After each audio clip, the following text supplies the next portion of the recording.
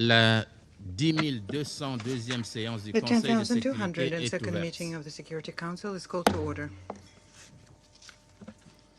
L'ordre du jour The provisoire de la provisional présente agenda for séance this est meeting is maintien de la paix et de la maintenance sécurité of peace de l'Ukraine. and security of Ukraine. L'ordre du jour est The adopté. agenda is adopted. Conformément à l'article In 37 du accordance with règlement Rule intérieur 37 provisoire of du the Conseil, Council's provisional rules of j'invite les procedure, représentants I de invite the l'Estonie, representatives of de la Estonia, Pologne Poland, et de l'Ukraine and Ukraine à participer to à la présente participate in this séance. meeting. Il en est ainsi It décidé. is so decided. Conformément à In l'article accordance 39 du with règlement Rule intérieur 39 of the provisoire du Council's Conseil, provisional rules of procedure, j'invite les I intervenants suivants invite the à following participer briefers à la to présente séance. participate in this meeting. Madame Ms. Kayoko Goto, Kayoko Goto, directrice pour l'Europe Director for et l'Asie Europe centrale du and Central département des Asia, affaires politiques Department of et de la Political and consolidation de la Peace-Building paix et du Affairs département and des Peace opérations de paix, Operations, et and Monsieur Mr. Indrika Indrika Ratwate, Ratwate, sous-secrétaire général aux affaires humanitaires Acting Assistant et Secretary coordonnateur adjoint General des for secours d'urgence par Humanitarian intérim. Affairs and Deputy Emergency Relief Il en est Coordinator. ainsi décidé. It is so decided. Conformément à In l'article accordance 39 du with règlement Rule intérieur provisoire 39 du of the Conseil, Council's provisional rules of procedure, j'invite également I also M. invite Quentin Weiler Mr. Quentin de la délégation de l'Union européenne Weiler, auprès de delegation l'Organisation of des the Nations European Unies, Union to the à United participer Nations à la présente to séance. participate in this meeting. Il en est ainsi It décidé. is so decided. Le Conseil de The sécurité Security va maintenant Council will aborder now l'examen du begin point its 2 de consideration l'ordre du of jour. item 2 of the agenda. Je donne à présent la I now give parole the floor à Madame to Ms. Kayoko Kayoko Goto. Goto. Mr. President, Excellencies, since we last briefed this Council on 9 July, more than 170 civilians have reportedly been killed and 1,028 injured across Ukraine as a result of intensified aerial attacks by the Russian Federation. Residential buildings, playgrounds, gas stations, markets, and logistical warehouses have been hit. Kyiv has remained under constant bombardment. Just yesterday, the 8th major missile attack on the city this month struck the residential building. 3 people were reportedly injured. In July alone, at least 56 civilians have reportedly been killed and 232 injured in Kyiv. Daily attacks are also being reported in frontline communities in the Donetsk, Kharkiv, Sumy, Kherson, Dnipropetrovsk, and Zaporizhia regions of Ukraine. With many civilians killed by so-called guided aerial bombs with greater capability for accurate long-distance targeting. In one such attack, on 24 July, at least 6 people were reportedly killed and 9 others injured after guided aerial bombs struck the city of Slovyansk. Residential buildings, businesses, and the honorary consulate of Latvia were damaged. Earlier, on 11 July, guided aerial bombs struck residential areas in Sumy, killing 5 civilians, including a girl, and injuring 41 others, including children. In recent weeks, the Odessa region has been particularly heavily affected by repeated deadly strikes. Office for the High Commissioner for Human Rights, OHCHR, has verified that just this month, the Odessa region suffered at least 26 civilian deaths and 92 injuries. In total, since the start of the Russian Federation's full-scale invasion, OHCHR has verified that at least 1,431 civilians, including 803 children, had been killed in Ukraine. 48,613 more, including 2,960 children, have been injured. These figures account only for verified casualties. Actual figures are likely higher. Mr. President, as we reported in our last briefing, the summertime escalation has had an increasingly destructive impact on the areas of Ukraine temporarily occupied by the Russian Federation. On Saturday, occupying authorities reported that 12 people, including 5 children, were killed in a drone attack on a holiday camp in the Russian-occupied part of Ukraine's Zaporizhzhia region.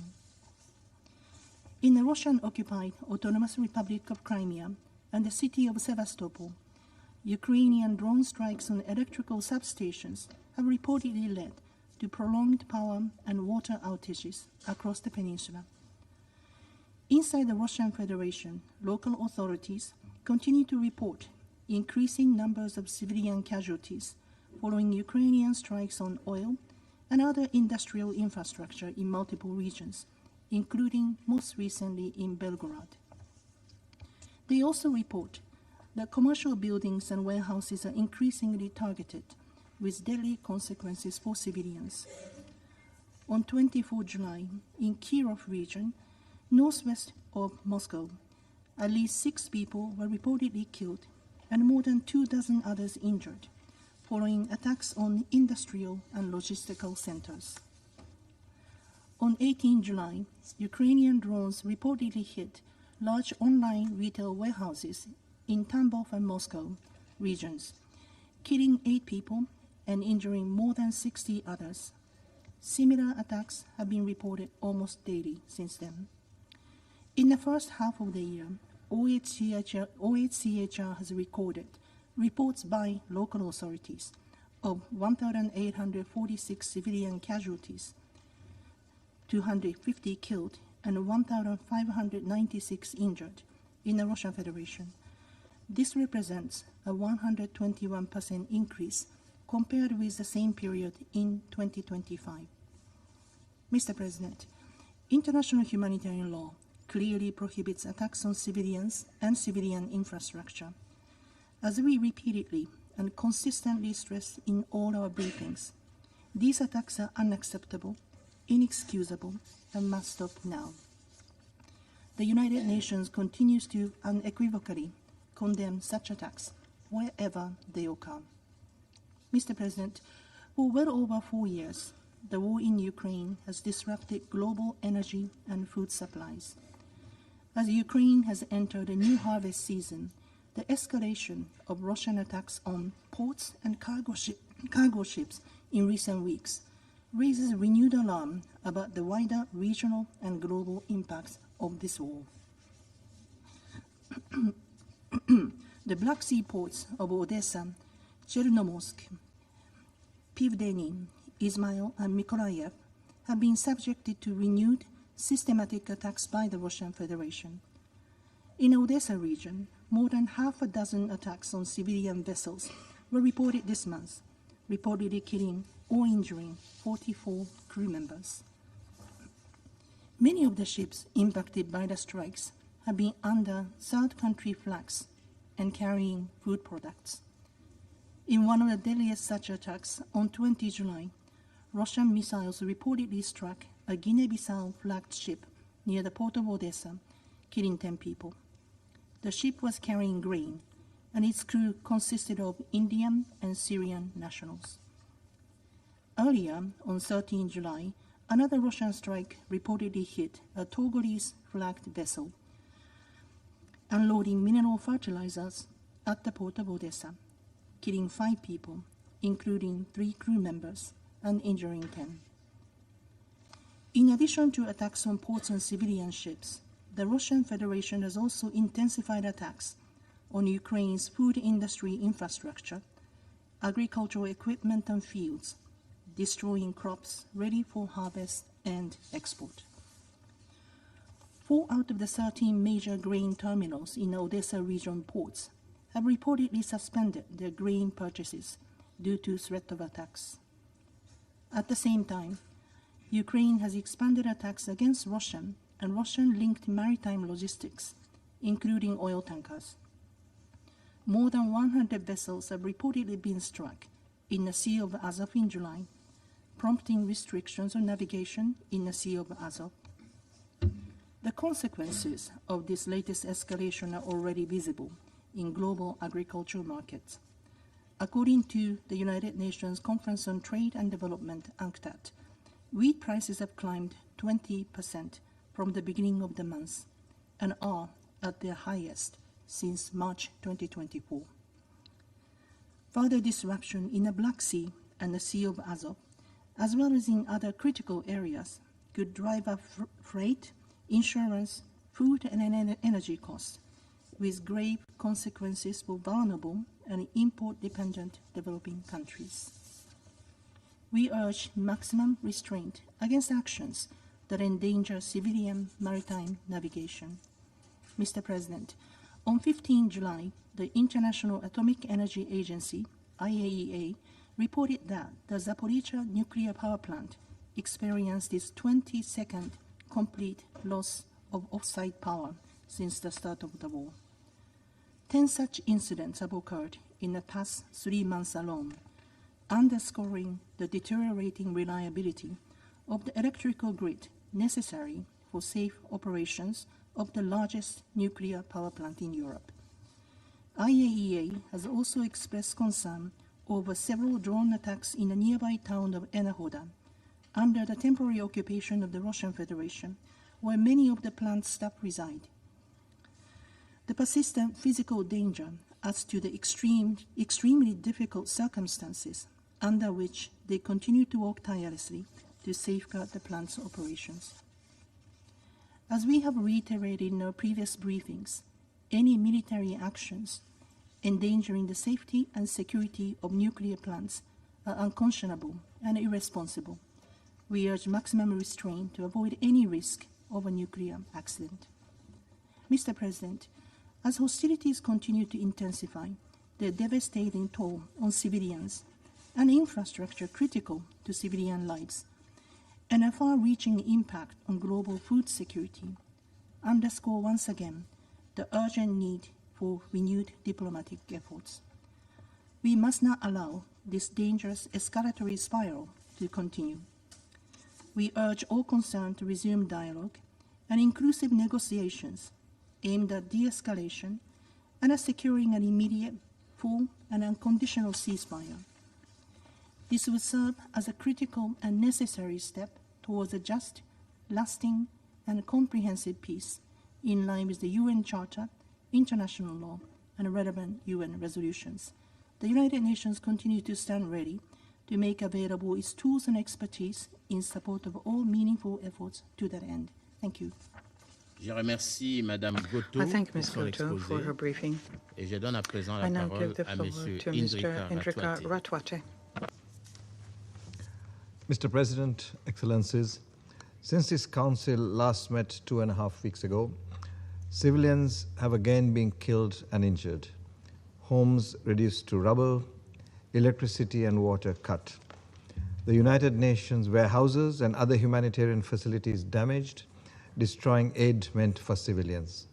And still, every day, humanitarian organizations continue to respond across Ukraine. In Odessa, in Mykolaiv, where homes and buses and energy infrastructure have been struck. In Kyiv, Dnipro, Sumy, and Zaporizhzhia, where repeated aerial attacks continue to disrupt daily life. In Kyiv, where families are once again clearing debris from apartment buildings after last week's attacks. And in communities closer to the front line, including Donetsk and Kherson, where shelling and drone attacks remain a daily reality. We must not allow such repeated attacks to make this suffering seem so routine. We also remain concerned by reports of civilian harm in the Russian Federation, even if the United Nations cannot verify these independently. Long-range drone attacks have reportedly continued to cause civilian casualties and damage infrastructure. For example, on 17th and 18th July, Russian authorities have reported attacks, including strikes on the Wildberries Logistics Center in Moscow and Tambov regions that killed 8 civilians and caused injuries to 86 others. Different cities, different attacks, the same result. Civilians paying the price. This must never become normal. Mr. President, each round of attacks bring renewed harm to civilians. More families grieve, more homes are damaged, more essential services are cut, and more communities are forced to put recovery on hold. For many communities, this is now the 4th summer spent under the shadow of continued hostilities. while fearful about the winter to come. For others, suffering has lasted even longer. Mr. President, as tactics and scope of this conflict shift, so too must the way in which humanitarian organizations work. Every morning begins with the same question: how can we reach people safely? The question is becoming harder to answer. Aid supplies are moved, warehouses are relocated, convoy routes are reviewed. The work changes, but the purpose does not. Even as humanitarian organizations respond to today's emergencies, they are already preparing for winter. They are pre-positioning supplies, supporting repairs to homes and critical infrastructure. Last week, they launched the annual winter response plan because communities already battered by war cannot be left to face another winter without support. Mr. President, humanitarian actors remain determined to reach people in need despite this difficult and challenging environment. They continue to deliver food, emergency shelter, cash assistance, health care, and psychological support to millions of people. Local responders continue to reach communities under extraordinarily difficult conditions. Amidst these challenges, practical humanitarian arrangements can save lives. They can support safe and voluntary evacuation of civilians and allow life-saving aid to reach civilians in need. OCHA remains committed to pursuing such practical arrangements. Mr. President, 4.5 years since the escalation of hostilities, the dangers civilians face and the way humanitarian organizations work have changed. But the obligation of parties under international humanitarian law remain unchanged and unequivocal. Wherever the parties take their military operations, civilians, including humanitarians, must be protected. The infrastructure civilians depend on must be spared. Humanitarian relief must be allowed to reach civilians in need. The parties must honor the protective purpose of international humanitarian law. Mr. President, we will keep adapting because civilians need us to adapt. We will replace destroyed supplies. We will continue working alongside local responders and continue helping civilians. But our determination should not be confused with acceptance. Humanitarian organizations find ways to keep working because this is their job. But that does not make these conditions acceptable. Nor should the extraordinary determination of civilians be mistaken for an unlimited ability to endure suffering. Humanitarian organizations will keep doing everything they can, but they cannot compensate for failures to uphold the protective aim of international humanitarian law. The responsibility to spare civilians and meet their essential needs rests with the parties to the conflict. Those with influence over them have a responsibility as well. International law is not optional. I thank you. Je remercie M. I Ratote thank pour Mr. son Ratwater for exposé. his briefing. Je donne maintenant la I parole aux now membres du give the floor Conseil to qui those souhaitent council faire une members who déclaration. wish to make statements. Je donne la I parole give à the la floor to the représentante de la representative Lettonie. of Latvia. Merci, Monsieur le Président.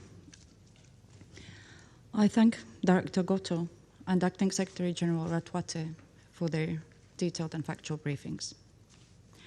The briefings today clearly demonstrate that Russia continues to intensify a deliberate campaign against civilians in densely populated areas. On 19th of July, Kyiv endured yet again one of the largest reported missile attacks since the start of the full-scale invasion, while guided aerial bombs struck residential areas of the city of Zaporizhia. Deadly attacks against Ukrainian civilians continue daily.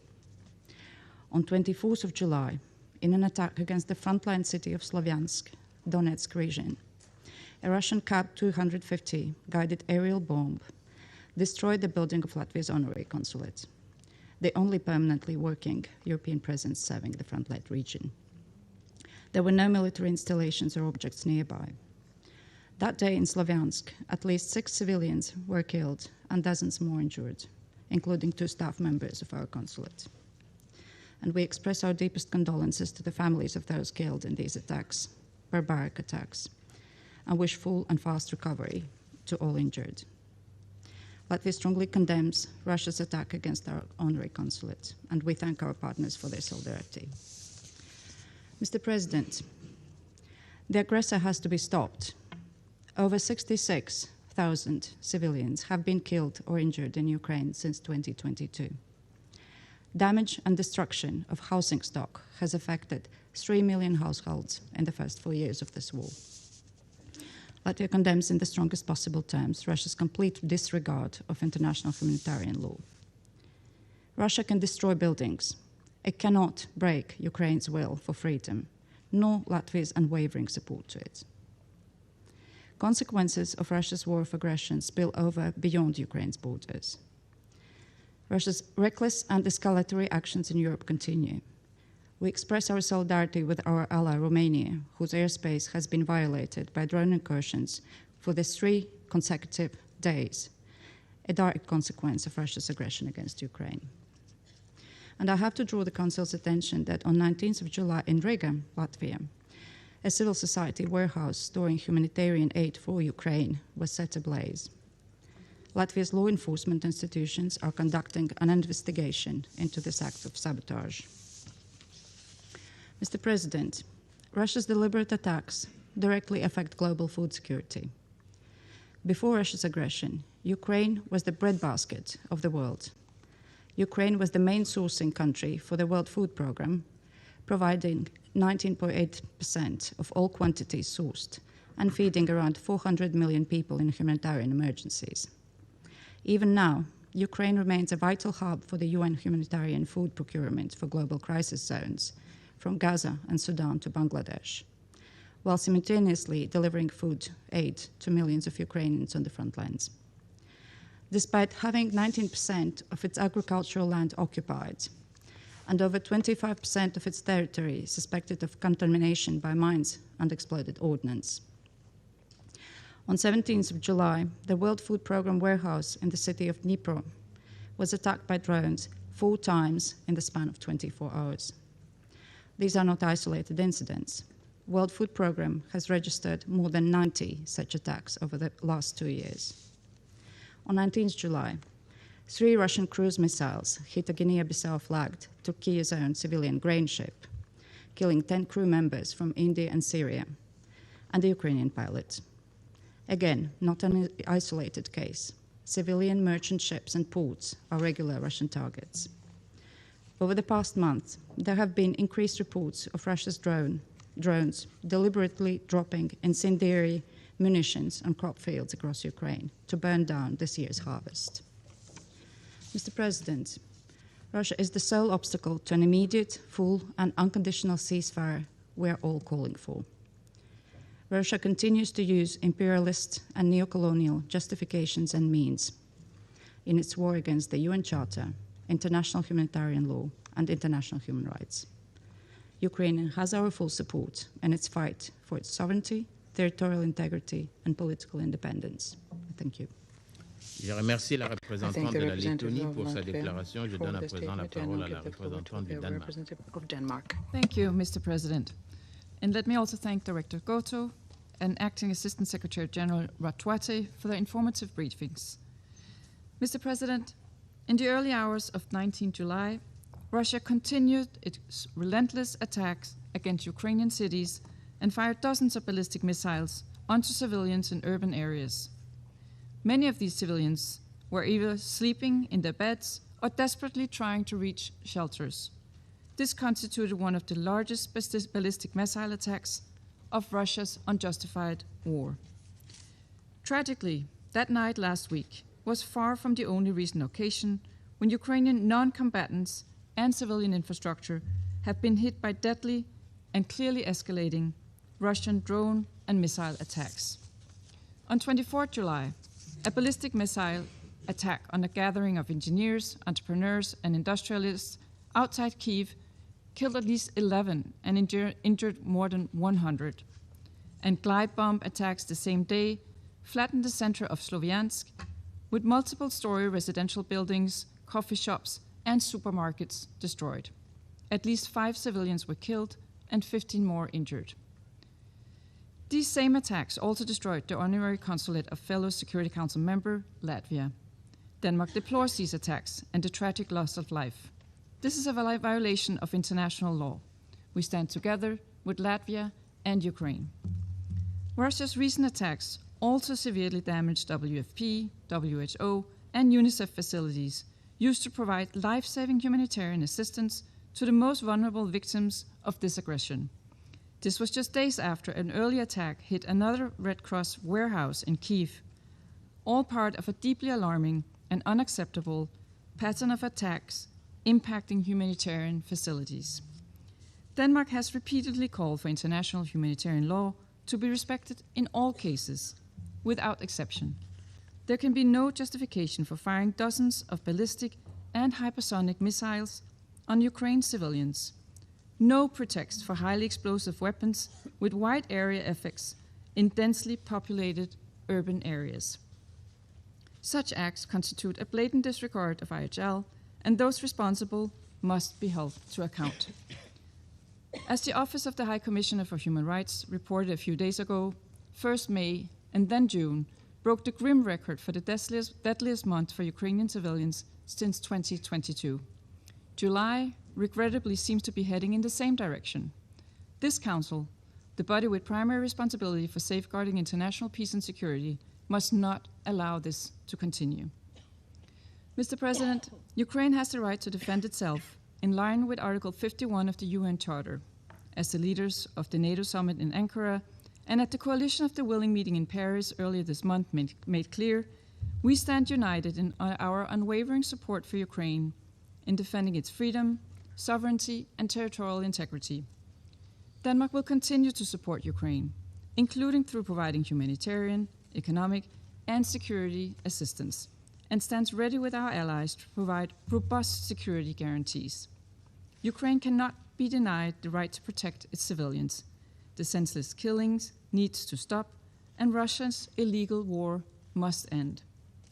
Denmark stands in full solidarity with Romania, following the recent drone incursions and violations of its airspace. Russia's illegal war continues to pose a long-term threat to European security and must be brought to an end. Mr. President, in closing, Denmark once again reiterates our call for Russia to engage in good faith negotiations to achieve a just and lasting peace in line with the UN Charter. As a vital first step, we call on Russia to accept an immediate, unconditional, and comprehensive ceasefire. Over the last weeks and months, every Council member except Russia has made this call. The time is now for Russia to heed this call. I thank you. Je remercie la représentante du Danemark pour sa déclaration. Je donne à présent la parole au représentant de la France. Merci, Monsieur le Président. Thank you, Mr. President. Je remercie tout d'abord First of all, Madame wish to Kyriakou-Goto, thank Ms. Keiko directrice Goto, pour l'Europe et l'Asie Director for centrale et Europe, les Central Amériques, Asia and the Americas, ainsi que Monsieur le and Sous-secrétaire général aux Affaires the humanitaires, Acting Assistant Secretary Monsieur General Enrica for Ratwaté Humanitarian pour leurs Affairs, Mr. interventions. Enrica Ratwaté. I thank both J'adresse for nos their remerciements statements. I wish to et l'expression also de notre thank soutien aux personnels humanitaires the déployés en humanitarian Ukraine personnel au deployed service des in populations Ukraine to serve the civilians that Monsieur le have Président, fallen ce victim Conseil se réunit de nouveau to pour traiter this de l'agression russe in contre these events. l'Ukraine, We meet now alors to que la address Russie Russia's continue aggression against à Ukraine. refuser At de the façon same claire time, et Russia continues revendiquée to refuse de donner clearly une and chance brazenly à des to give a négociations de peace, paix. give a chance rather to peace negotiations. Moscow et même is accroît continuing and sa even politique ratcheting up d'attaques its aériennes policy massives of sur les grandes villes large-scale airstrikes frappant de against major manière Ukrainian cities. indiscriminée It des is zones civiles indiscriminately à l'aide de targeting drones et de civilian missiles areas using balistiques drones and ballistic et missiles causant des dizaines and de morts et des causing milliers de blessés, notamment dans la scores of capitale, deaths and comme wounding cela nous l'a été equal rappelé numbers, précisément. namely in the capital, as À we've just been Sloviansk, reminded, in le consulat Sloviansk. honoraire de The honorary Lettonie consulate of a Latvia été touché was et deux hit de and ses two agents of its blessés. staff members were wounded. Nous disons We toute notre express our solidarité full avec l'Ukraine et la solidarity Lettonie, with Ukraine and de Latvia. même que nous disons notre We soutien à la also Roumanie, express our de nouveau support to confrontée à des Romania, incursions again de drones dans confronted son by espace drone aérien. incursions into its airspace. Ce Conseil doit This également council prendre la must mesure de also l'offensive acknowledge très the full calculée magnitude of the highly de la calculated offensive that Russia resumed a few weeks ago against Ukraine's agricultural exports, Ms. Goto described in the most precise terms. By attacking and deliberately destroying Odessa port infrastructure, as well as vessels transporting Ukrainian grain in the Black Sea and a WFP warehouse in Dnipro, Russia is not only killing innocent civilians, but it is directly imperiling the food security of millions of individuals, particularly in Africa and the Middle East, going back to a policy that we hoped had been abandoned, a policy from the beginning of this war. Finally, we decry the targeted attacks against humanitarian facilities essential for the recovery of Ukrainian civilians, a WHO warehouse housing medical treatments and a UNICEF warehouse containing support equipment to assist the civilian populations have also been destroyed by Russian strikes in recent days. These attacks clearly violate international humanitarian law. President, in the face of this continued dangerous escalation, France reaffirms its tireless support to Ukraine. Alongside G7 at Evian, with NATO in Ankara, and with the Coalition of the Willing in Paris held on the 13th of July, we confirmed our active and tangible support for Ukraine. Ukraine has endured and continues to endure and exercise its right to self-defense in accordance with the UN Charter. We have mobilized fully to create the conditions for a just and lasting peace in accordance with the principles of international law and the United Nations Charter, buttressed by robust security guarantees. President, after 4 years of war, Russia has not yet succeeded in achieving its goals on the front. At the same time, it continues to place the cost of this devastating war squarely on the shoulders of the Ukrainian people. The Secretary General of the United Nations has long called for an immediate, comprehensive and unconditional ceasefire. He's not the only one to do so. His appeal is supported by the overwhelming majority of member states from across all continents, including, of course, France. Instead of further fueling the escalation of this war, it is high time that Moscow finally heed these appeals. Moscow must put an end to fighting, engage in direct negotiations with Ukraine with the participation of the United States and Europeans. We are ready to foster progress on this front. The Council must also do its part. Thank you. I wish to thank the representative of France for that statement. I now give the floor to the representative of Greece. Thank you, Mr. President. I would like to begin by thanking you for convening this meeting, and Director Goto, as well as Acting Assistant Secretary General Atuate, for their remarks. Mr. President, we meet once again in the aftermath of successive waves of indiscriminate Russian strikes across Ukraine, including the largest ballistic missile attack so far on the 18th and 19th of July, causing scores of civilian casualties and extensive damage to residential areas and civilian infrastructure in Kyiv and many other parts of the country, including the Black Sea. Between 17th and 20th of July, nearly 60 civilians were killed and around 370 were injured. Among the targets was a recreation park in Odessa, and children was once more again among the victims. Russia has since renewed its attacks, resulting in further deaths and injuries and the destruction of civilian infrastructure.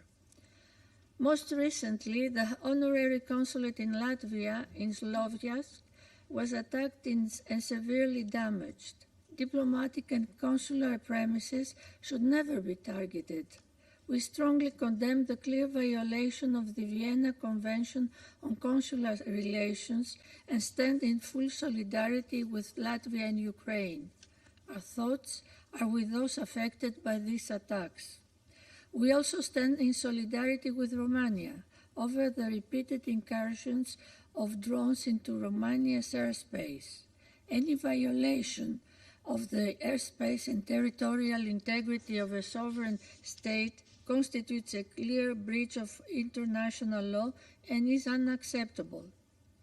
Over the past few months, Russia has significantly increased its use of ballistic missiles and glide bombs against densely populated areas, along with the scale and intensity of these attacks with devastating consequences.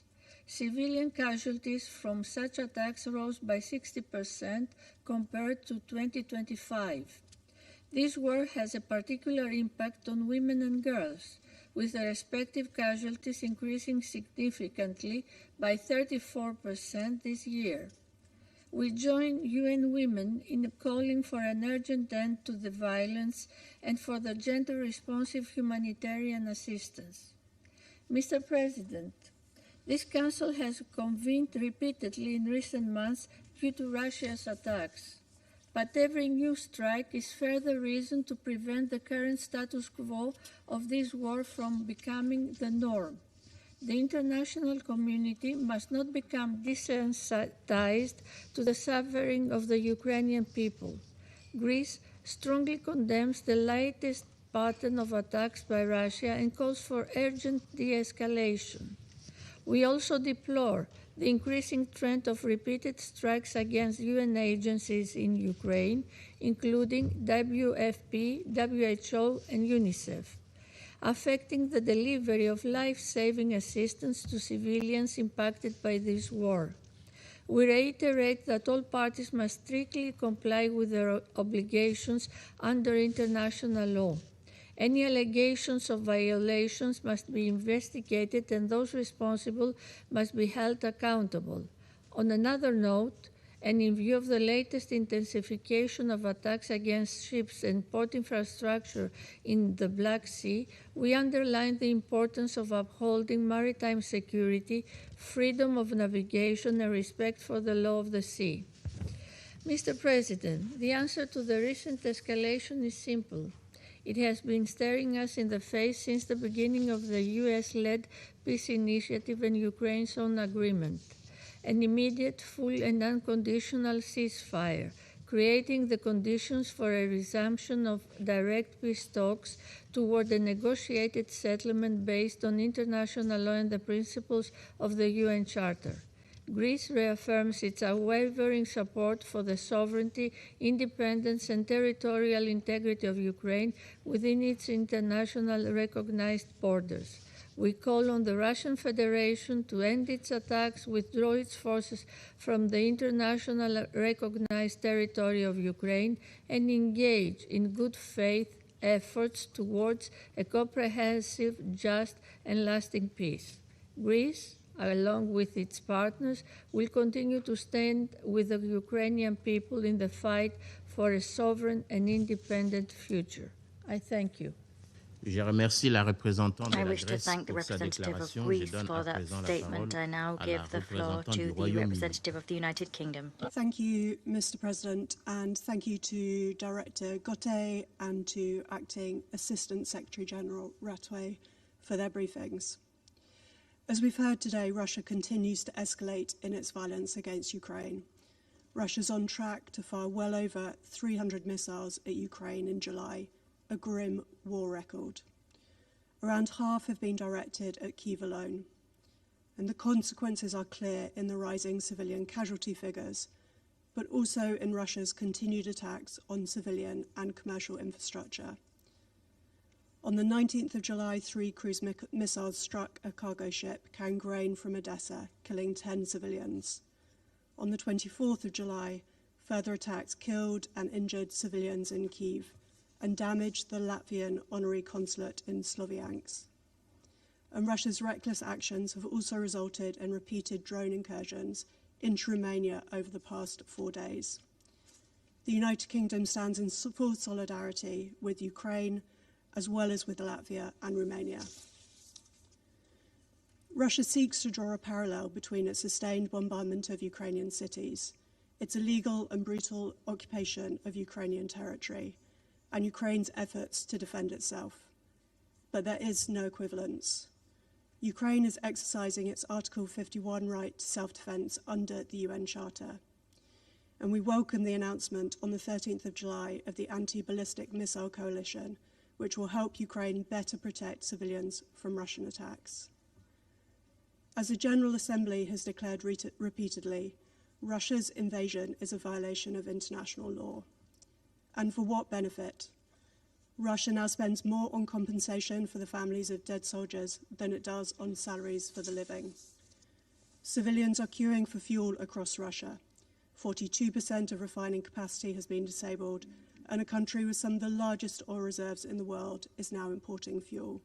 Growth has fallen, the deficit has doubled, and the real incomes of ordinary Russians continues to decline.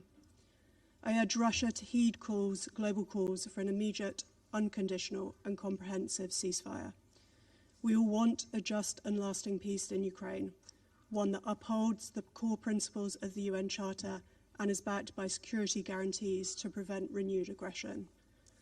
Colleagues, as my Prime Minister has made clear ahead of his meeting today with President Zelensky, the United Kingdom remains resolute in its unwavering and its commitment to Ukraine.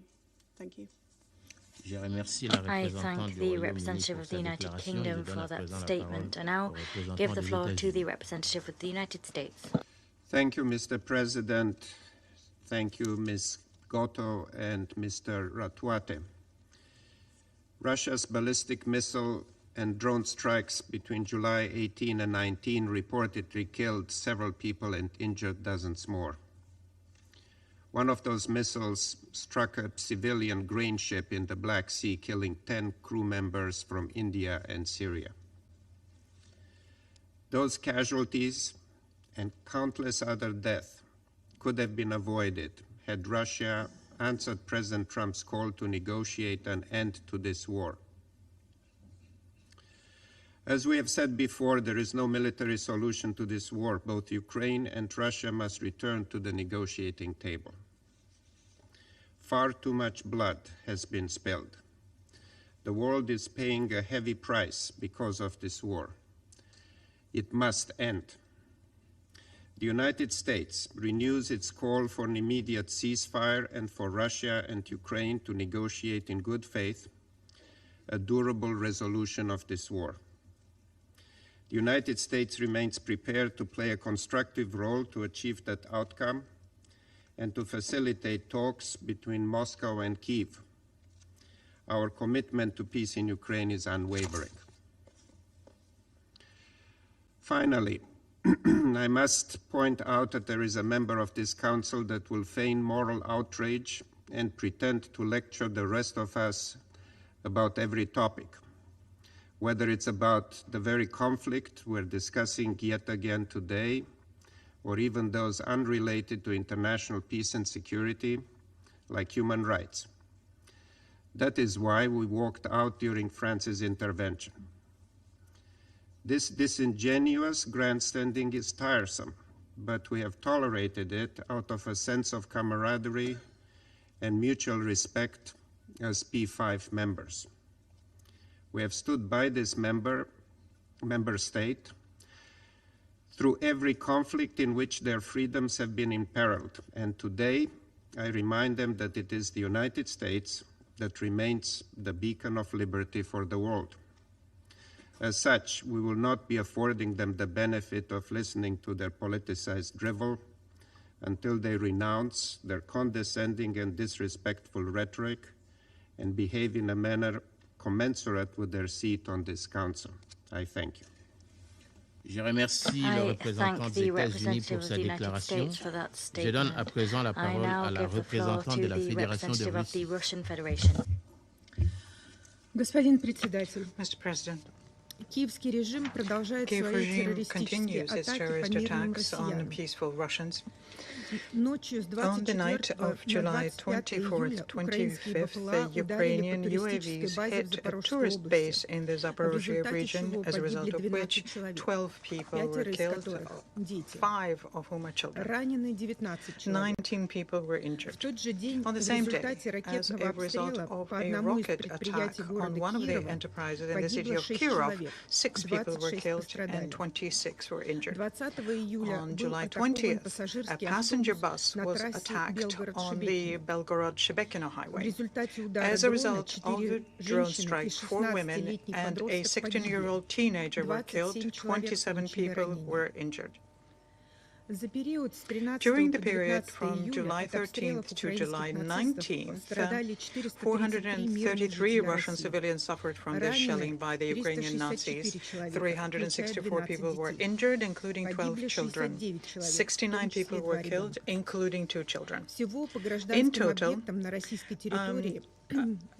the armed forces of Ukraine fired 7,168 pieces of ammunition at civilian targets on Russian territory.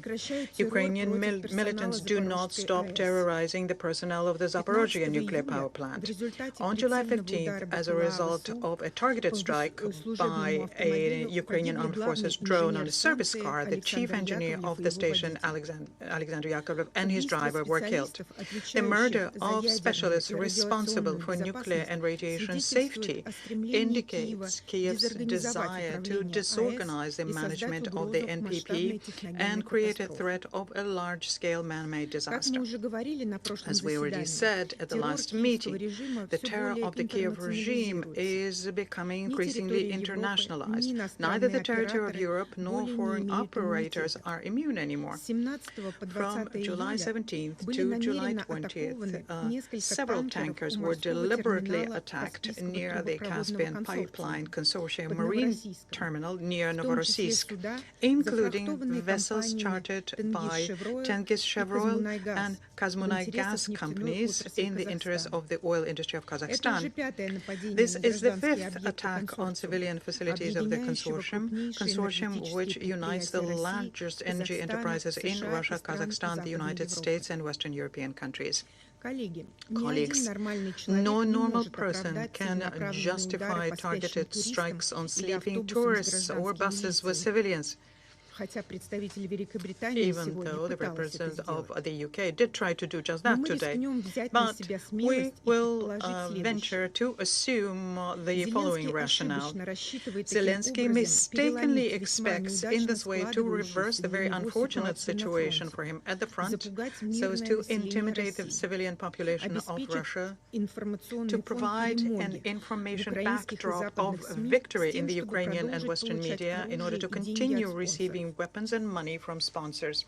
The complicity and participation of Western countries in these attacks is beyond doubt. Let's look at the results of the 15th meeting of the so-called Coalition of the Willing held in Paris on July 13th under the co-chairmanship of France and the UK.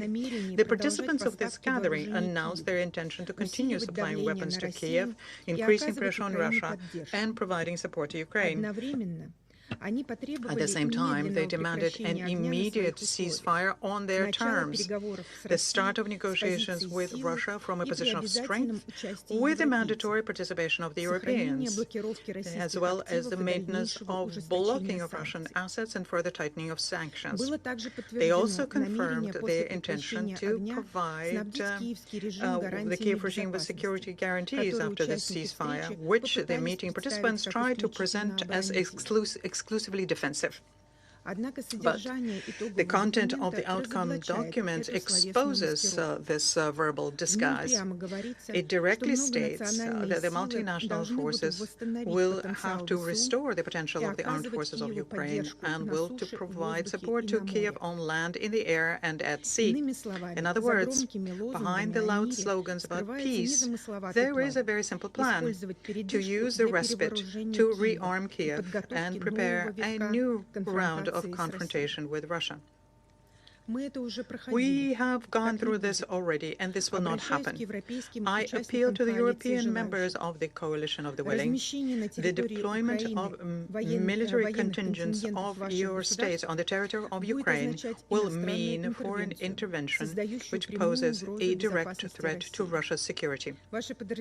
Your units will be considered by us as legitimate military targets. But European capitals have not limited themselves to the training of foreign contingents. At the same meeting, the creation of an anti-ballistic coalition with the participation of 9 states was announced. Under the guise of assurances about the exclusively defensive nature of the initiative, the Europeans intend to unite their military-industrial complexes, expand weapons production in Ukraine, and use its territory as a testing ground. It is telling that immediately after the meeting, President Macron announced the transfer of licenses for the production of Scalp cruise missiles, Aster 30 anti-aircraft missiles for the SAMP-P air defense systems, and Hammer-guided aerial bombs. This very clearly demonstrates the hypocrisy of the coalitions. Behind the talk of defense, there is a course to expand Kyiv's long-range arsenal and further escalate the conflict with Russia. Do they realize where this is leading their own countries? And this is a big question. But, Mr. President, they do know very well what this means for the Ukrainians. After all, the cynicism of Kyiv's Western patrons has no bounds. For all these military plans, Zelensky will provide the infrastructure and, most importantly, his population. Ordinary citizens of Ukraine are expendable for continuing the war against Russia to the last Ukrainian. The European Union has agreed on a multi-billion-dollar loan for Kyiv on the condition that the problem of the shortage of military personnel is solved. And this can only be done by tightening mobilization and lowering the conscription age. The Ukrainians themselves, by the way, do not want to die for the interests of the corrupt regime in Kyiv. In Ukraine, a real manhunt of men of military age has been launched. Victims are being caught on the street and pulled out of transport, people illegally broke into private houses and apartments, and then the victims are forcibly sent to the front. Those who resist are severely beaten, including sometimes to death. The madness to which this mobilization orgy has brought Ukrainian society can be seen through the recent events in Lvov. After the representative of the Territorial Recruitment Center employees forcibly pushed a man into the car, hundreds of citizens surrounded the military commissar, smashed their cars, and one of the employees tore off his clothes. People have been driven to such despair that they are ready to tear apart the people catchers from the territorial center with their own hands. Even the representative of the Ukrainian authorities, Ombudsman Drew Prelubinets, could not stand this and said, I quote, "Society is turning into a kind of court of lynch and has almost reached the boiling point." Do Western countries care about human rights in Ukraine? Of course not, because they've already paid for the lives of these slaves with their billions and consider this to be a fairly good financial deal. The European members of the Security Council will again remain silent about what is happening. They will also pass over in complete silence over the statements of the newly minted Commander-in-Chief of the Armed Forces of Ukraine, Rapate, when he said, and I quote, that the Russian nation has no right to exist. Apart from us, does none of the members of the Council still see this as an outright neo-Nazism? It is also telling that it's people with such beliefs that the West wishes victory upon. They continue to talk about some kind of a turning point at the front, but they refuse to see the simple logic. If this is so, then why is Zelensky now forced to replace the Minister of Defense and the Commander-in-Chief? Is this deliberate information, or are you trying to self-convince yourselves of something? In any case, the collision between the illusion and reality is inevitable. And the reality is that the Russian army is step-by-step expanding its area of control, disrupting the transfer of reserves, disrupting the supply of the armed forces of Ukraine, and is consistently disabling the facilities that provide supplies to the Ukrainian military machine. An attempt to challenge, for example, the fact that the Russian forces captured Konstantinovka ended for Kyiv propagandists with the fact that the military sent there with a flag and portrait of Zelensky and Syrsky were taken prisoner. The illusion did not materialize, but in reality, these two specific Ukrainians managed to survive. On the night of July 18th to 19th, the Russian armed forces launched a massive strike with high-precision weapons and drone strikes on enterprises of the Ukrainian military-industrial complex and military logistics in Kyiv and Odessa Oblast. In Kyiv, the radionics, Spetoboronmash, Meridian, and Oakline enterprises involved in the production of components for the Flamingo, FP7, FP9, and Neptune MD missiles. The repair of aircraft systems, as well as the manufacture and storage of drones, were hit. Strikes were also inflicted on the sorting terminals of Nova Pochta and the logistics center in Tarasovka, which were used for the delivery and distribution of dual-use goods and components for UAVs. In the port of Yuzhny, tanks with fuel and lubricants intended to supply the armed forces of Ukraine were destroyed. On July 24th, a group strike was carried out on a facility in the suburb of Kyiv, where a demonstration of Ukrainian foreign-made UAVs used to strike civilian targets on Russian territory was carried out. Once again, we emphasize that the Russian armed forces strike exclusively at specific facilities involved in supplying the armed forces of Ukraine. In itself, the formal attribution of an object to the civilian sphere does not change the nature of its actual use. Kyiv, on the other hand, deliberately places military production equipment and warehouses in urban area, uses civilian enterprises and transport in the interest of the army, and then speculates on the consequences, trying to shift the responsibility for its own practice of militarization of civilian infrastructure and violation of international humanitarian law onto Russia. This is confirmed by numerous footage of the secondary explosions of objects, as was in the Kyiv suburb of Vishnyoye or on the ships in the Black Sea. In conclusion, we would like to emphasize that Russia has not changed its plans and will continue to respond to the hostilities unleashed by the Kyiv regime with the support of the West against southeastern Ukraine and against Russia. We will not agree to any pseudo-agreements that do not take into account Russia's national interests, and realistic proposals are still not visible. Therefore, we will continue to achieve the stated goals and objectives of the special military operation. I thank you for your attention. I thank the representative of the Russian Federation for that statement. I now give the floor to the representative of Colombia. Thank you, Mr. President. Colombia is grateful for the convening of this meeting and for the information provided by Ms. Kayoko Goto, Director for Europe, Central Asia and the Americas from the Department of Political and Peacebuilding Affairs and Peace Operations. We're also grateful for the briefing delivered by Mr. Enrique Raduate, Assistant Secretary General of Humanitarian Affairs and Emergency Relief Coordinator. I also wish to welcome the delegations who are with us in the chamber today. My country deeply regrets the persistence of hostilities in Ukraine and their devastating impact on the civilian population. Recent attacks conducted against hospitals, civilian infrastructure, port infrastructure, and objects clearly documented as belonging to the United Nations and humanitarian organizations are unacceptable and must be unequivocally repudiated. In addition to worsening the suffering of civilians, attacks against port infrastructure threaten global food supply chains and imperil global food security. We reiterate our appeal to all parties to fully discharge their obligations under international law, in particular under international humanitarian law.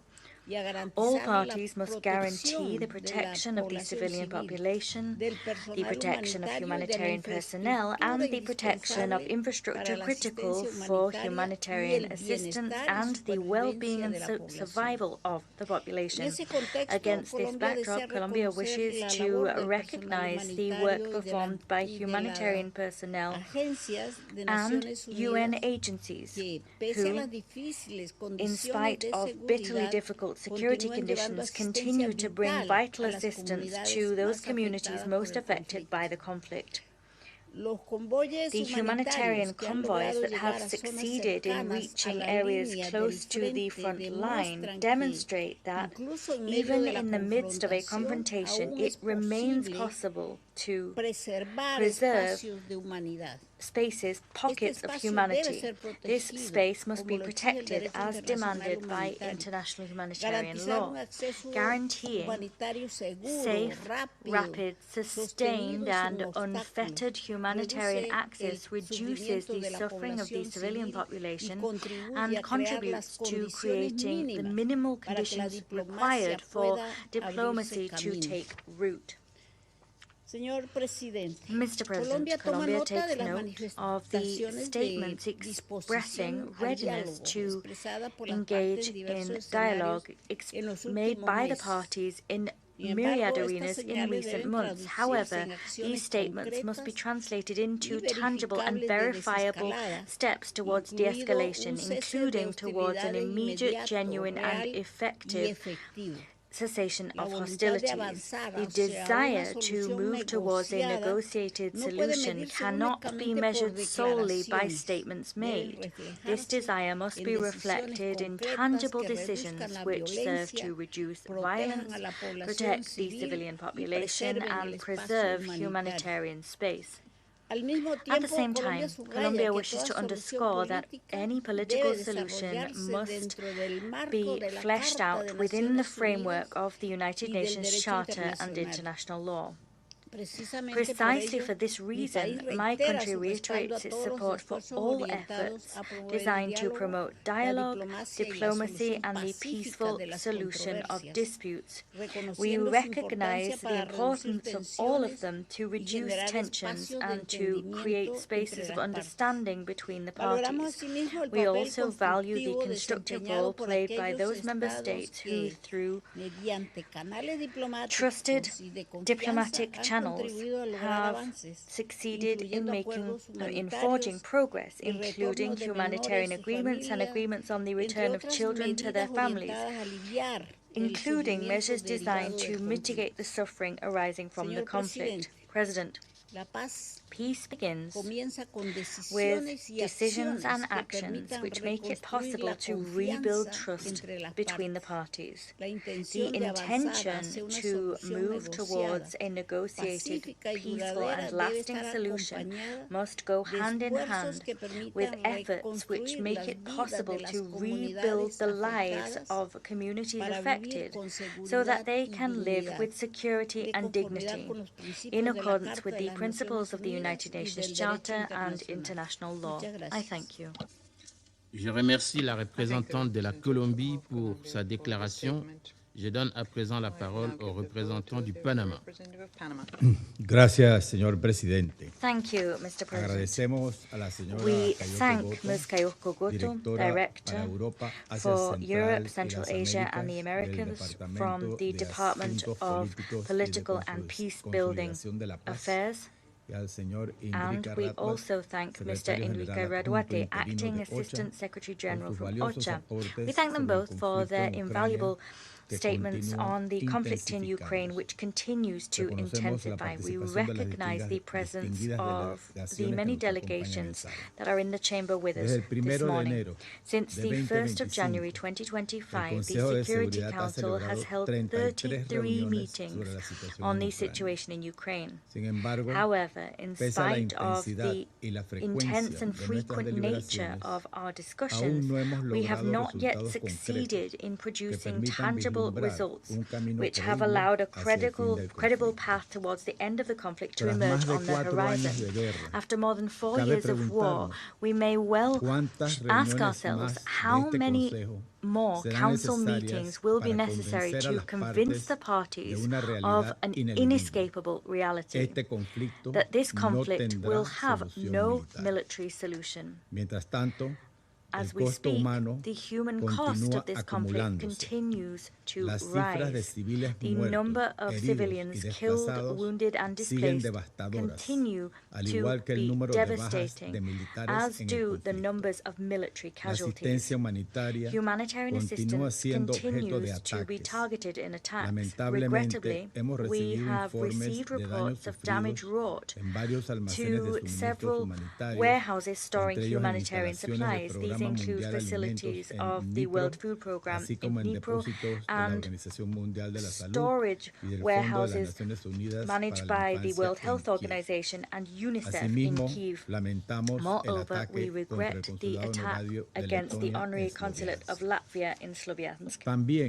It is also a source of grave concern to note the recruitment of young people of various nationalities who are participating as fighters in this conflict. They are vulnerable to recruitment as a result of root causes which deserve our attention. And we also deeply regret that a number of them have lost their lives. President, the violations of international law and international humanitarian law have become the norm. They're constantly present. Panama reiterates its fervent appeal and indeed urges parties to achieve an immediate, comprehensive and lasting ceasefire as a vital prerequisite for paving the way towards a just and lasting peace. The time has come to demonstrate the political will and the genuine commitment necessary to achieve an agreement that will put an end to a conflict which ought never to have begun, a conflict that should have ceased a long time ago, and a conflict which has brought with it an unacceptable human cost. At the same time, it continues to erode international peace and security. Thank you. I thank the representative for that statement, and I now give the floor to the representative of Bahrain. السيد الرئيس بداية أتقدم بالشكر للسيدة كايوكو غوتو مديرة شعبة أوروبا وآسيا الوسطى والأمريكتين في إدارة الشؤون السياسية وبناء السلام وإدارة عمليات السلام والسيد أندريكا راتاتواتي القائم بأعمال الأمين العام المساعد للشؤون الإنسانية ونائب منسق الإغاثة في حالات الطوارئ على إحاطة القيمتين كما أرحب بجميع المشاركين في جلسة اليوم. I would like to welcome all of the participants in this meeting. Mr. President, the Kingdom of Bahrain is very concerned by the developments in the war in Ukraine, in particular the scale of destruction and human suffering where civilians remain hardest hit. We recall it is imperative to fully uphold international law and international humanitarian law, in particular the principles having to do with the protection of civilians and civilian goods, and uphold them under all circumstances. It's also indispensable that we have a full and comprehensive ceasefire. We therefore call on all of the parties to undertake immediate measures so as to de-escalate, protect the civilians from the consequences of this conflict, and to work in good faith towards a ceasefire so as to put an end to the bloodbath and human suffering.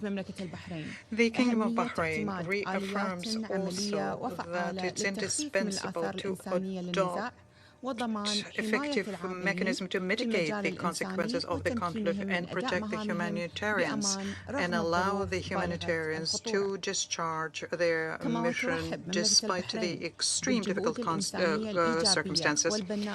We welcome the positive and constructive humanitarian efforts aimed at lowering the escalation and increasing the chances of arriving at a peaceful solution to the Ukrainian crisis. crisis in particular through dialogue and diplomacy. We welcome the efforts made by the United Arab Emirates, which resulted in an exchange of 320 prisoners from both sides. Mr. President, the intensification of the use of drones and ballistic missiles in an armed conflict only amplifies the destruction and increases human losses and makes the efforts aimed at peace increasingly difficult. And that's why, once again, we warn against a growing risk having to do with the use of ballistic missiles and drones in the conflict, all the more so since the Kingdom of Bahrain, as well as other countries of the region, are currently under heinous attacks by ballistic attacks and drones from Iran, in a flagrant violation of international law, in particular humanitarian law and Security Council Resolution 2817.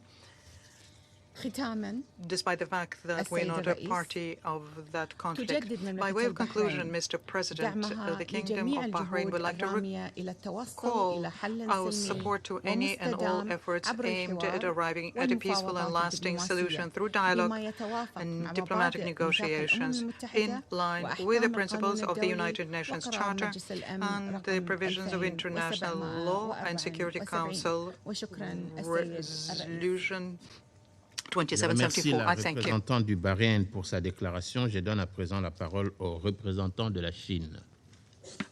Thank you. 主席，我感谢后藤司长、拉特瓦特代理助理秘书长的通报。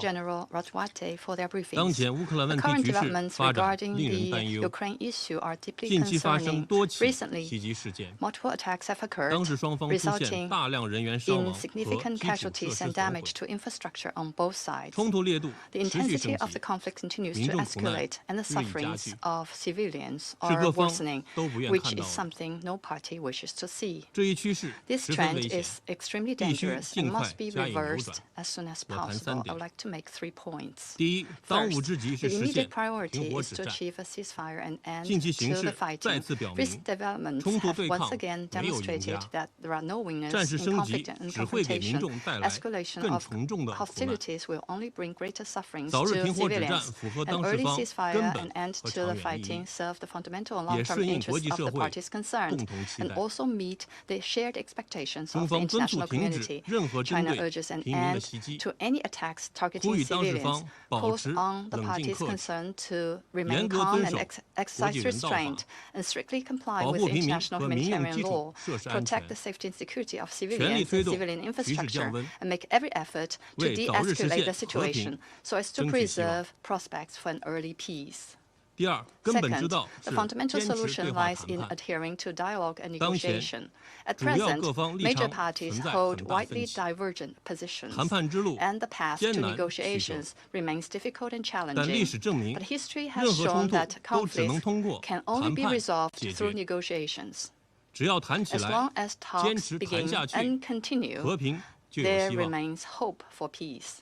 China calls on the relevant parties to maintain engagement, demonstrate political will, build mutual trust through dialogue, accumulate consensus through negotiations, and strive to reach a comprehensive, lasting, and binding peace agreement. Third, the long-term approach is to pursue common security. Russia, Ukraine, and the European countries are neighbors that cannot move away from one another. Achieving harmonious coexistence and pursuing common security is the only realistic choice.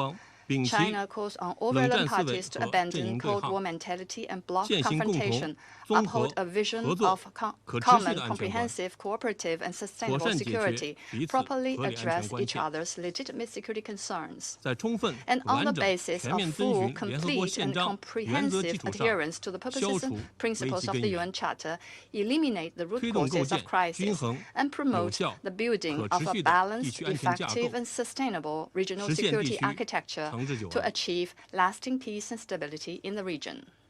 President, China's position on the Ukraine issue has been consistent, always guided by the 4 shoots proposed by President Xi Jinping. We believe that the sovereignty and territorial integrity of all countries should be respected. The purposes and principles of the UN Charter should be observed. The legitimate security concerns of all countries should be taken seriously, and all efforts conducive to the peaceful settlement of the crisis should be supported. China firmly supports a ceasefire and an end to the fighting. We maintain close communication with Russia, Ukraine, and all other relevant parties, actively conduct shuttle diplomacy, and have undertaken extensive efforts in our own way to promote peace talks. China stands ready to work with the international community and continue to play a constructive role in advancing a political settlement of the crisis. I thank you, President. Je remercie le représentant de la Chine pour sa déclaration. Je donne à présent la parole au représentant de la Somalie. Thank you, Mr. President. At the outset, we thank Director Goto and Acting ASG Ratwati for their briefings. As we gather here again, we remain deeply concerned by the ongoing hostilities and the continued worsening of this humanitarian and security situation in Ukraine. Recent developments demonstrate that the longer this conflict continues, the longer human suffering is prolonged and the prospect for sustainable peace diminished. Mr. President, we are deeply troubled by the continuous escalation of military actions, including those targeting civilian and civilian infrastructure. The protection of civilian and civilian infrastructure are non-negotiable obligations enshrined in international humanitarian law. In this regard, we call on all parties to strictly adhere to their obligations under international law and international humanitarian law, and to protect schools, hospitals, and homes. Mr. President, we are convinced that there is no military solution to this protracted conflict. Diplomacy and dialogue are the only viable means to bring this crisis to an end.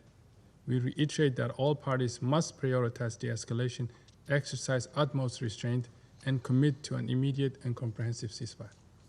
Mr. President, while we note the complex challenges surrounding the diplomatic engagement, we acknowledge the high-level contacts and discussions aimed at exploring pathways toward peace.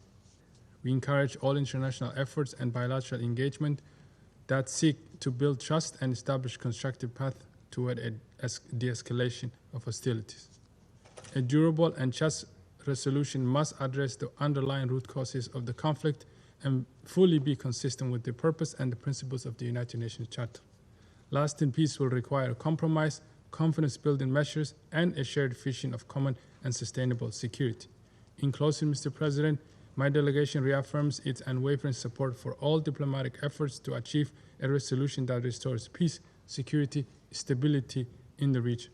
The people of Ukraine and all those affected by this conflict deserve peace, prosperity, and dignity. I thank you. Je remercie le représentant de la Somalie pour sa déclaration. Je donne à présent la parole au représentant of Liberia. Thank you. Thank you, Mr. President. I join in thanking the briefers for their qualified insights.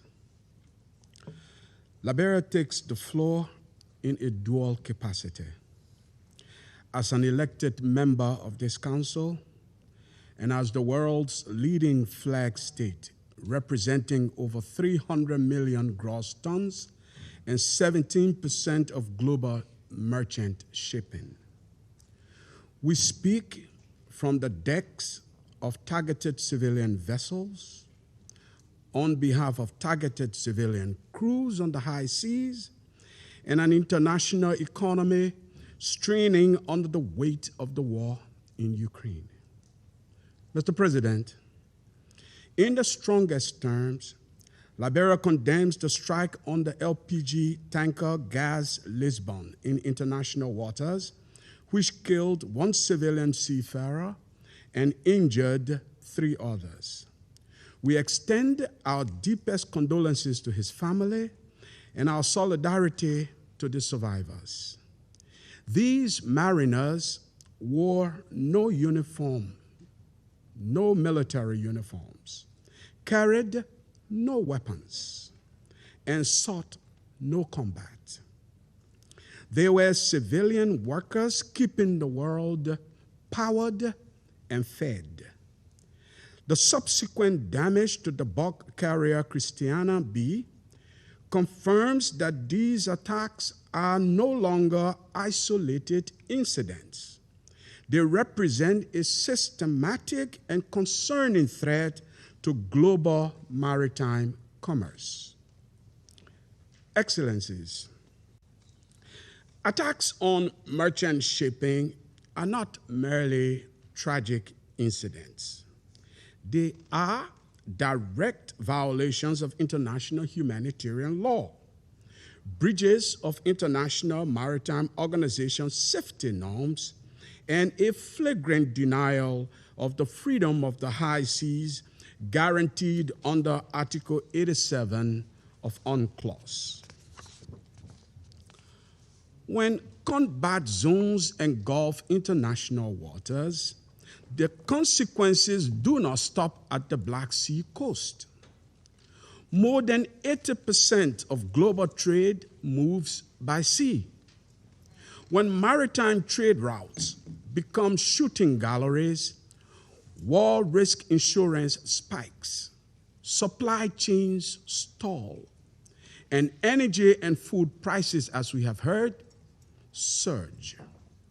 For developing nations, particularly across Africa, these translate directly into higher fuel prices at the pump, prices of food on the family table, and an unjust tax on the developing world paid by ordinary citizens, most of whom cannot afford it. While the destruction within Ukraine and the expanding theater of the war is devastating, including to civilians and civilians' infrastructure, and in the deaths of civilian, and especially attacks, heartbreaking attacks against civilian infrastructure, its ripple effect on global food and energy security affects us all. This brings us, therefore, to the fundamental reality of this crisis. We view the persistent refusal to abandon military escalation not as strength, but as a fatal diplomatic intransigence, a tragic unwillingness to face the inescapable truth of this conflict. History offers us a stark, unyielding lesson. When this war finally ends, as all wars inevitably do, it will end at a negotiation table with mostly the same diplomatic interventions that are available to the parties today. The principles of sovereignty and international law will not change.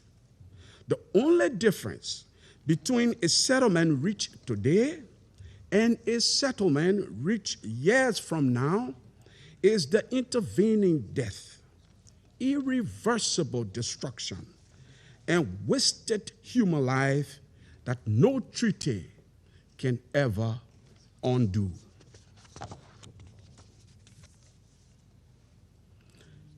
Every day of delay, therefore, adds nothing to the ultimate compromise. It merely expands the graveyard. Excellencies, the world cannot afford an indefinite war of attrition, nor can we accept the premise that a lasting solution can be achieved on the battlefield alone. Military victories, as Liberia painfully learned, are fleeting and blood-soaked. A negotiated peace rooted in international law is sustainable and enduring. Under the leadership of the Democratic Republic of the Congo this month, this council has focused on Chapter 6 mechanisms for the peaceful settlement of disputes. That focus must now move from mere debates in this chamber to concrete action across global hotspots, including the war in Ukraine.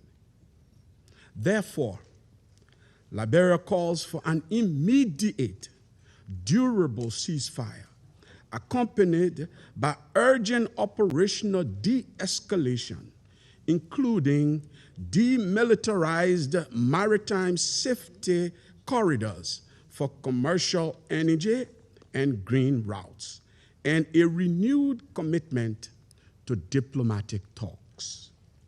Specifically, Mr. President, Liberia urges all parties to, 1, agree to an immediate ceasefire and engage in direct high-level peace negotiations. 2, uphold international humanitarian law and UNCLOS Article 87 by guaranteeing the safety of civilian mariners and commercial vessels. 3, preserve unhindered freedom of navigation through established maritime safety zones in the Black Sea.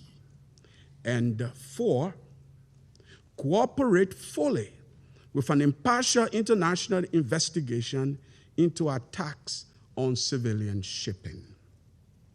Mr. President, the oceans are the arterial system of global commerce and human survival. They must never become collateral victims of war. The Security Council, therefore, must act with unified resolve. Let us help silence the guns on land so that we may restore safety on the seas and deliver the peace that the international community demands, the people of Ukraine desire, and the people of Russia, I am sure, need. I thank you for your kind attention.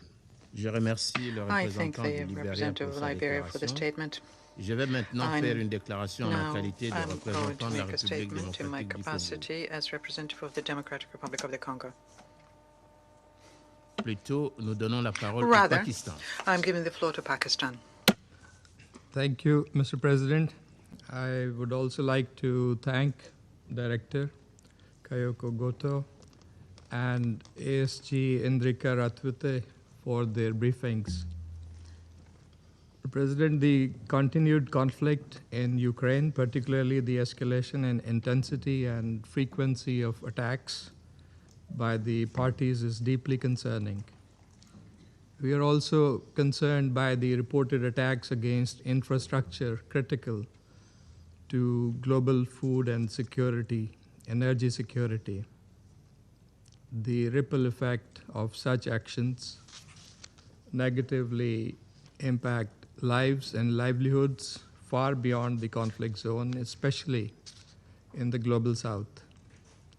Equally reprehensible is the harm to civilians and civilian infrastructure from the incessant fighting. We are alarmed by the reported targeting of humanitarian actors and associated infrastructure. President, we reiterate the call for all parties to fully abide by their international humanitarian law obligations. Violation of the widely accepted and well-established principles of IHL risks escalation, deepens mistrust, exacerbates human suffering, and further diminishes the prospect for peace. It is evident that durable peace and stability could only be achieved if the parties were to commit to an earnest, sustained, and meaningful dialogue. The quest for a military solution will only lead to more devastation and suffering and consequences beyond the region. It is unfortunate that we are in this situation 17 months after the adoption of Resolution 2774 proposed by the US and supported by Pakistan and other council members. That particular resolution mourned the tragic loss of life.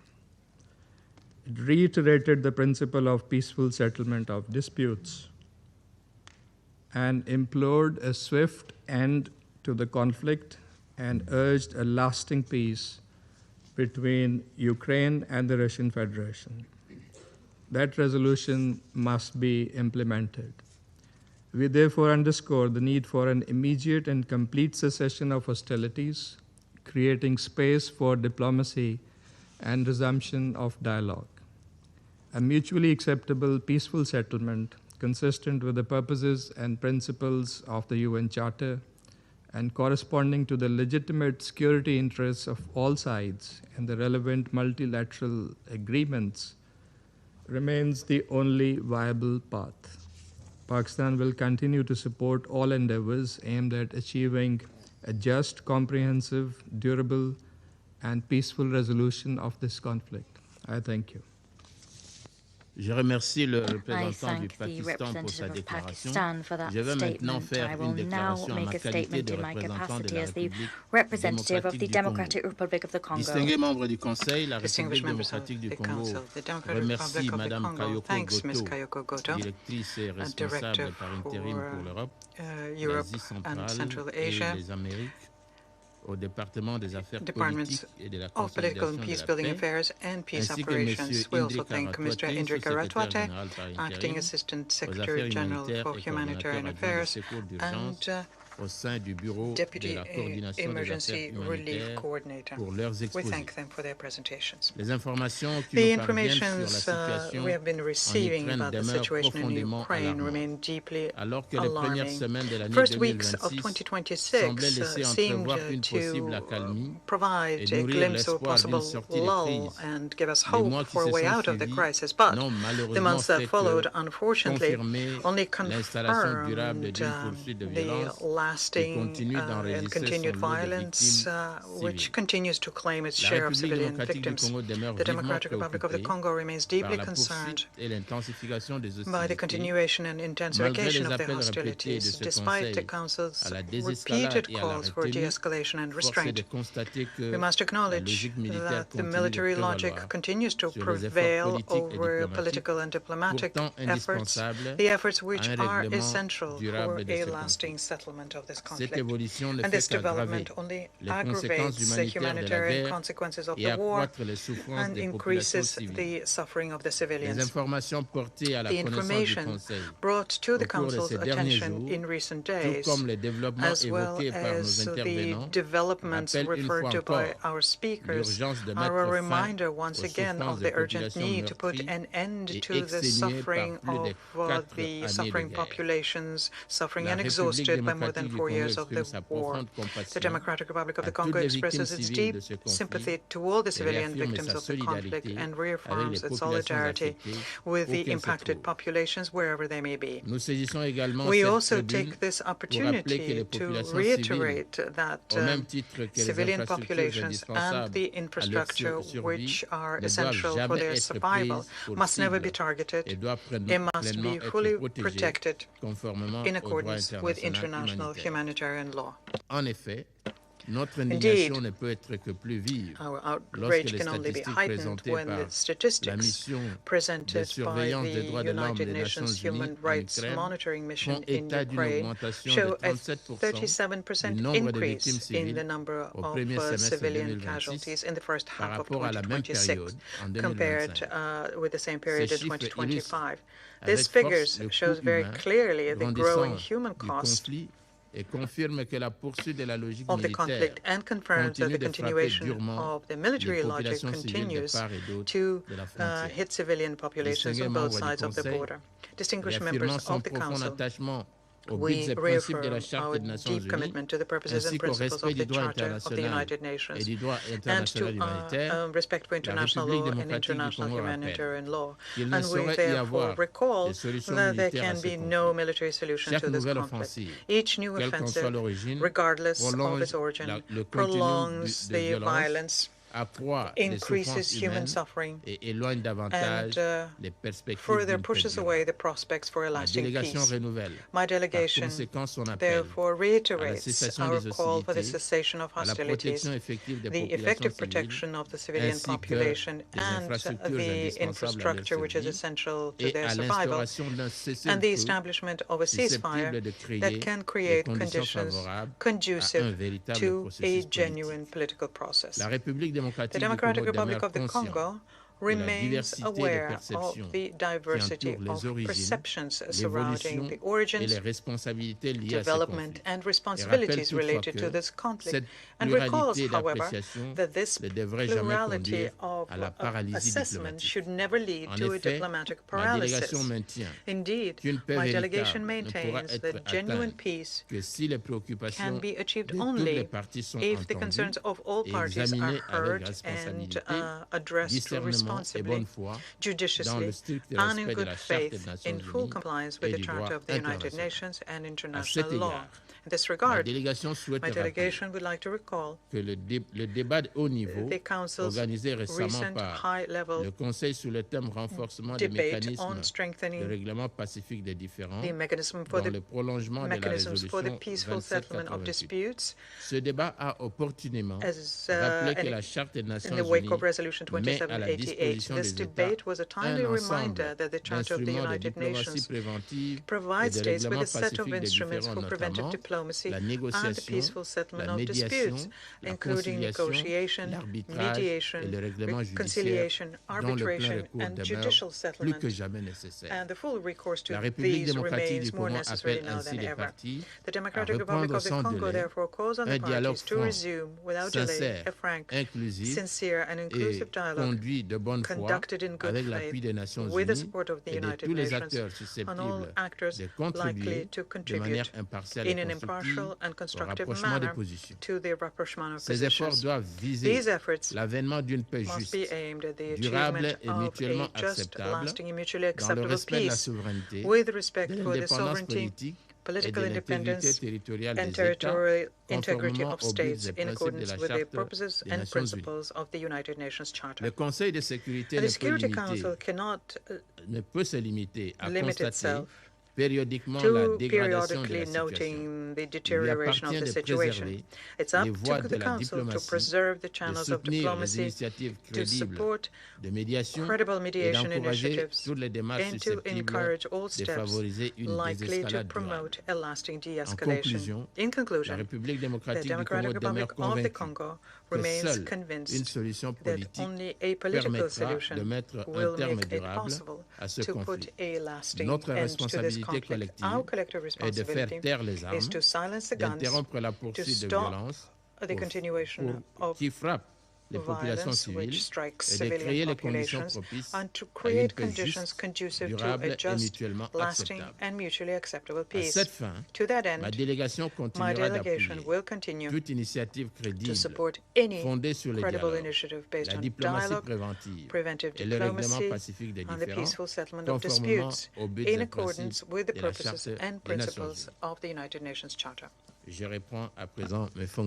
I now resume my function as President of the Council.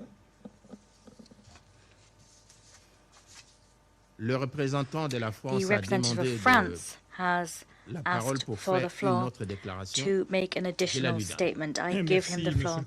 Thank you, Mr. President. Mr. President, we this year celebrate the 250th anniversary of the United States, and everyone knows, is all too aware that France took place in those celebrations a few days ago. The Statue of Liberty, not very far from here, was lit up.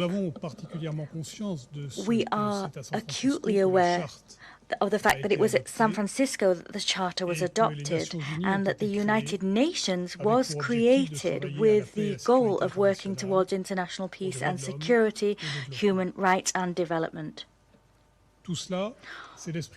All of that forms the spirit in which France works within the United Nations, at the Security Council, the General Assembly. We work to preserve this institution, its independence, its ability to act in service of the Charter, and act to serve human rights and peace. In the fora that bring us together, and indeed in today's debate, our goal is to continue working alongside all those who bring peace initiatives to the table so that Ukraine can return to peace, security, its territorial integrity, and its absolute sovereignty. I thank you. I wish to thank the representative of France for that statement. I now give the floor to the representative of Ukraine. Thank you, Mr. President. I thank the Presidency of the Democratic Republic of the Congo for convening this meeting, and the delegations of Denmark, France, Greece, Latvia, and the United Kingdom for supporting our request. I also want to thank to our distinguished briefers, Director Goto and Acting Assistant Secretary General Ratwata, for providing new evidence for the war crimes that were committed by Russian Federation against Ukrainian civilians. I would like to start my statement by quoting the famous words of Robert Jackson, the chief prosecutor for the United States at the Nuremberg trials. I quote, "The wrongs which we seek to condemn and punish have been so calculated, so malignant, and so devastating that civilization cannot tolerate their being ignored, because it cannot survive their being repeated." End of the quote. Yet, it seems that the international community still tolerates the repetition of heinous war crimes committed by the Russian Federation, which cynically fabricates pretexts to justify its illegal war of aggression against Ukraine. We've just heard from the Russian representative who manufactured artificial threats to mask Russian deliberate violations of international law. It seems that there are no limitations for Moscow and no red lines for the rest of the international community. During the night of July 18th and 19th, Russia launched the largest ballistic missile attack since the start of the full-scale military aggression against Ukraine. They used 41 missiles and 125 UAVs against Kyiv and the Kyiv region. Russian deadly strikes were also recorded in Kharkiv, Sumy, Donetsk, Zaporizhia, and Kherson regions. On July 23rd, a Russian bomb targeted the city of Pavlograd, the Dnipropetrovsk region, killing 3 and injuring 28 people. On July 24th, 3 Russian missiles killed 11 people and injured close to 100 in Kyiv region. The same day, Russia struck and destroyed the building of the honorary consulate of Latvia in Slavyansk, Donetsk region, as was mentioned by briefers and our partners here. Last Friday, a Russian drone struck a supermarket in Chernihiv, killing 2 people, including a 10-year-old girl. 25 people were injured as a result of the attack. This was not an accident or collateral damage. It was yet another cynical and barbaric act of terror against civilians. Russia continues to deliberately target places where ordinary people live, work, shop, and it demonstrates utter contempt for human life. Mr. President, Russia continues to escalate its war of aggression against Ukraine, and this is an undeniable fact, as it was also confirmed by briefers. Recently, Russia has intensified a deliberate campaign against Ukrainian grain exports and is actively attempting to block maritime trade routes in Black Sea. By doing so, Russia wants to disrupt Ukraine's ability to export agricultural products, intimidate commercial shipping, and put pressure on global food markets. Since the beginning of Russian full-scale military invasion, at least 1,054 port infrastructure facilities have been damaged or partially destroyed. 232 civilian vessels have been damaged, and 307 civilians have been killed or injured as a result of Russian deliberate campaign of terror which targets Ukraine port infrastructure and civilian shipping. In June and July alone, Russia attacked almost 50 cargo ships. These attacks killed more than 30 people. The most recent and one of the gravest incidents occurred on 19th July, when 3 Russian cruise missiles struck the Guinea-Bissau flagged bulk carrier Golden Leo, owned by a Turkish company. The vessel was attacked while carrying Ukrainian grain through a maritime corridor. 10 people were killed, including a Ukrainian maritime pilot, while 8 crew members were rescued. The vessel posed no military threat. Yesterday, the Golden Leo sank off the coast to Odessa. On the same days, Russia attacked another foreign commercial vessel sailing under the flag of Antigua and Barbuda near Odessa, killing 1 crew member and injuring 3 others. Another civilian vessel under the flag of Republic of Marshall Islands was struck in the port of Odessa, leaving 4 crew members injured.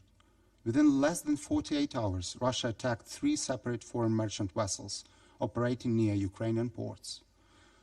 Ukraine expresses its deepest condolences to the families and all seafarers and port personnel killed in these attacks.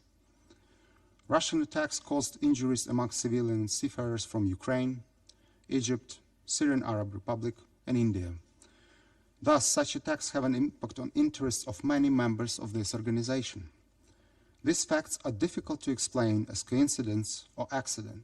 These are deliberate actions. Since 22 July 2026, maritime exports through Ukraine's ports have been suspended as a result of Russian attacks on civilian commercial vessels. The implications of this fact are obvious, and the timing of these attacks is particularly revealing. They are taking place at the height of harvest season, when millions of tons of Ukrainian agricultural products are expected to reach global markets. According to Ukrainian authorities, since the beginning of July alone, 31 merchant vessels have come under attack. Russia understands perfectly well what the consequences for such actions may have. More than 90% of Ukraine agriculture exports pass through Black Sea ports. Such attacks put the pressure on global food markets and increase uncertainty for countries that depend on Ukrainian agricultural export. And the consequences are felt far beyond Ukraine in Europe. Millions of families in Africa, Asia, Latin America, and Middle East ultimately pay the price when the grain shipments are disrupted, transport costs increase, and commercial shipping becomes more dangerous. Mr. President, in 2022, with the help of the Secretary General Antonio Guterres and our Turkish partners, we established the Black Sea Grain Initiative. It made an important contribution to global food security. Russia later withdrew from the initiative unilaterally. Having taken that decision, it subsequently attempted to place responsibility on the United Nations and the Secretary General. We have categorically rejected such allegations. It's Russia who withdrew from the initiative by its own choice, disrupted a mechanism that benefited countries across multiple continents, and now questions the role of the institutions that helped make that mechanism possible. Delegations can assess these facts for themselves. Ukraine, in part, expresses its full support for the Secretary General and his consistent position in defense of the Charter of the United Nations, international peace, and international security. We have launched the maritime corridor in the Black Sea in order to support these efforts, while Russia continues to target them with missiles and drones. One important fact should not be overlooked. Nobody is attacking Russian grain routes, striking Russian merchant vessels, or destroying its grain terminals. Ukraine implements its right to self-defense guaranteed by the UN Charter with the caution and respect for international law. Our forces attack only Russia's military potential and facilities which support Russia's war machine. We never wanted this war. When Ukraine strikes military airfields, military bases, ammunition, and fuel facilities that support Russian war effort, the war simply returns to where it originated. On the contrary, Russia attacks Ukrainian ports, grain terminals, and commercial vessels, and expects the international community to accept such terror. Russian terror against civilians and its threats to global food security must end. The United Nations must make full use of all appropriate tools at its disposal, including those provided by international law, to put an end to attacks against civilians, restore freedom of navigation in the Black Sea, and ensure the safety and security of seafarers who continue to suffer from these attacks. Defending freedom of navigation has long been a priority for the Security Council, and we take note of its recent initiatives and resolutions addressing these actions of destructive actors threatening maritime security on important international routes. The deteriorating situation in the Black Sea also requires the urgent attention and action without further delay. And we also would welcome those good offices that would help ensure Russia's full compliance with its obligations under international law, including the law of the sea. Mr. President, yet Russia's war of aggression against Ukraine extends far beyond the missile strikes, attacks against ports, or attempts to disrupt global food supplies. While the world sees burning ships in the Black Sea and destroyed apartment buildings in Ukrainian cities, tens of thousands of Ukrainians remain trapped behind prison walls in the temporarily occupied territories and inside Russian Federation itself. Their only crime was defending their country, refusing occupation, speaking Ukrainian, or remaining loyal to their homeland. 96% of released Ukrainian prisoners of war interviewed by the OHCHR reported torture or other forms of ill treatment. Nearly 90% reported conflict-related sexual violence. At least 109 Ukrainian prisoners of war have been executed after capture, while dozens more have died in custody. Civilian detainees have been subjected to the same machinery of abuse. Torture remains widespread and systematic. At least 182 civilians have been executed in areas under Russian control, including in places of detention. Many others never returned alive from captivity. The return of all our citizens is our paramount importance for us and the United Nations and the international community, and we should play an active role in this process. Every day spent in Russian captivity is another day of suffering that international law was created to prevent. The return of every prisoner of war and every illegally detained civilian, as well as unlawfully deported Ukrainian children, must remain an international priority until the last Ukrainian comes home. Mr. President, the picture that emerges from everything we have discussed today is remarkably consistent. Whether we speak about missile strikes against residential neighborhoods, attacks against grain terminals and merchant vessels, or torture chambers hidden behind the prison walls, we are dealing with different manifestations of the same policy. As Voltaire once famously said, those who can make people believe absurdities can make people commit atrocities. This is what Russian society is going through, and those responsible bear full responsibility for these war crimes. Moscow does not cherish the lives of its own citizens, as imperial ambitions remain at the top of its agenda. All efforts by Ukraine and our allies to restore peace have been met with escalation by Russia. Everything indicates today that Russia is preparing for a new wave of mobilization, destruction, and deaths. And as President Zelensky recently indicated, Russia wants 30,000 more troops from the DPRK to support the operation. Yet another demonstration of the Kremlin's regime malicious intentions was deranged by the history lesson delivered by Russia's ruler yesterday evening. His distorted understanding of history and the world, coupled with yet another attempt to shift blame for the regime's own crimes onto others, is far more than effort to justify Russia's war of aggression against Ukraine. It is a diagnosis of an entire system that can survive only by feeding on bloodshed, suffering, and fear. Such rhetoric once again exposes the true nature of the Kremlin regime, one built on lies, violence, and imperial ambition. Thus, we call on our partners to put all efforts into real steps, which will restore comprehensive, just, and lasting peace. This requires increasing support for Ukraine, strengthening pressure on Russia, and further weakening its war capabilities. And we also echo the same request that was announced today by our partners. It's time for action, not deliberations. Thank you, Mr. President. Je remercie le représentant de l'Ukraine pour sa déclaration. Je donne à présent la parole à la représentante de l'Estonie. Thank you, President. I have the honor to speak on behalf of the Baltic states. We align ourselves with the statement of the European Union.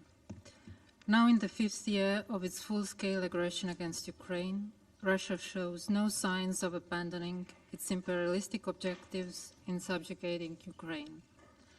Recent weeks have seen some of the most intensive aerial attacks since the full-scale invasion began. Combined missile and drone strikes hit cities across Ukraine, killing and injuring civilians and destroying homes, hospitals, schools, and other essential infrastructure. A Russian strike on a UNICEF warehouse in Bilohorodka destroyed humanitarian supplies worth nearly $4 million. On the 24th of July, a Russian strike destroyed the premises of Latvia's honorary consulate in Slovyansk, in clear violation of international diplomatic norms. We condemn these unlawful and typical attacks in the strongest possible terms. Unable to break Ukraine's resistance, Russia seeks to terrorize the population through intensified so-called human safari drone attacks near the front lines. Attacks against civilians and civilian objects, as well as indiscriminate attacks, are prohibited under international humanitarian law. Destroying essential infrastructure on which millions depend serves no legitimate military purpose. The same pattern is evident in the Black Sea.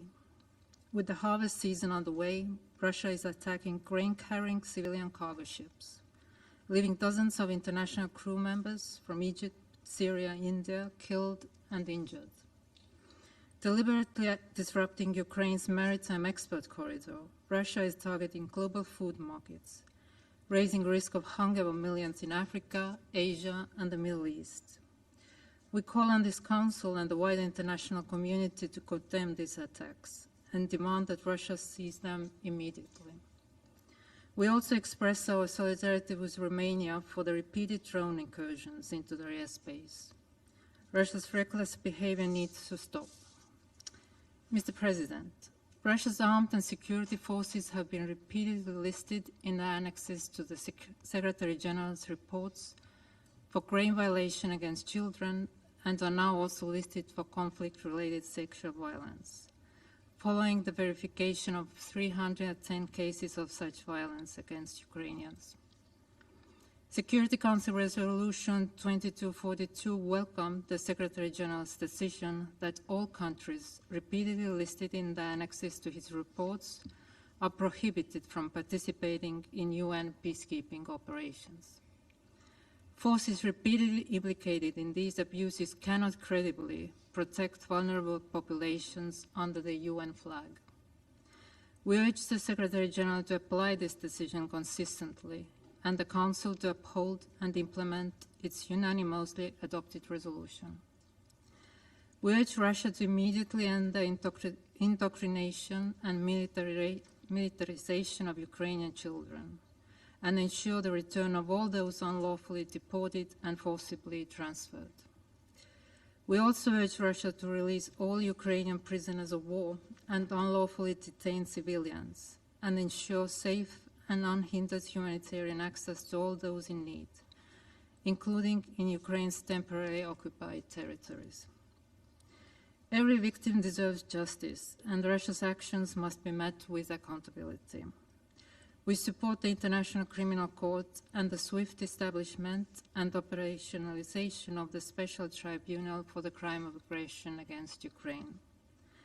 We call on all member states to support and assist the ICC and the Special Tribunal in their mission to fight impunity, bring justice to victims, and prevent future international crimes. The Baltic states reiterate their call for an immediate, full, and unconditional ceasefire as the first step towards a just and lasting peace in Ukraine, grounded in the UN Charter and international law. Such peace cannot be imposed upon Ukraine or reward aggression.